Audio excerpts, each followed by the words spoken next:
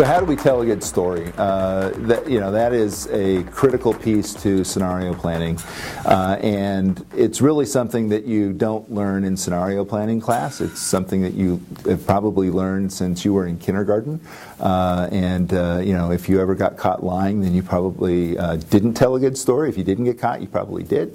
And we're really creating myths about the future. We're telling stories about things that haven't happened yet. And so on one hand, they can be thought of as speculative fiction. They're not necessarily science fiction when we're thinking about a Star Trek or a Star Wars, but they're speculative in that the things and events and the people don't exist that we're playing with. But on the other hand, they need to be grounded in good storytelling technique. And that means they need to have a beginning, a middle, and an end. And they need to take on one of the plots, and you'll see in the slide accompanying this video that there's a series of plots that you can have about the hero, about the journey, about the loss and resurrection, all kinds of different stories that you can have. And you can use those as a framework for telling the scenario stories. One of the things you may not come about just naturally is that you don't have to use the same construct for each one of the 4 quadrants. If you've got somebody who's writing different stories, they can tell the story in a different way because it's really there to evoke the logic of that future and get people steeped into it and brought into the story so that they can make it their own, which is what happens with good fiction.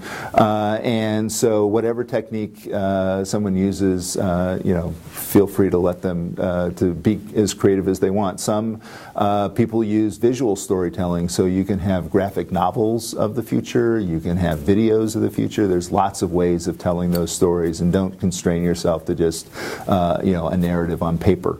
One of the books I recommend is Steve Denning's storytelling books that he has from the corporate standpoint, because one of the things that enterprises are realizing, especially coming out of the era of knowledge management and trying to understand how to retain the knowledge of older employees, as we're seeing the demographics of at least America shift and other places like Japan, and capturing the knowledge of older employees, one of the techniques is storytelling. And so storytelling is not only used in scenario planning, it's also used, for instance, in capturing knowledge from older employees. As they retire, they tell their stories back to the organization in order to capture that knowledge and keep it ready for the next generation of people who are going to need it for their continuity. So, think about, creating stories that are, have rich plots, that are have a beginning, a middle, and an end. And I would add, because we're in the 21st century, that, as you know, everything has to have a sequel. So one of the things you may want to think about doing is taking your stories to the point of here's where we are in 2030 in this case, and here's the future of education. Ask yourself 2 other questions at the end of that. What happens after 2030?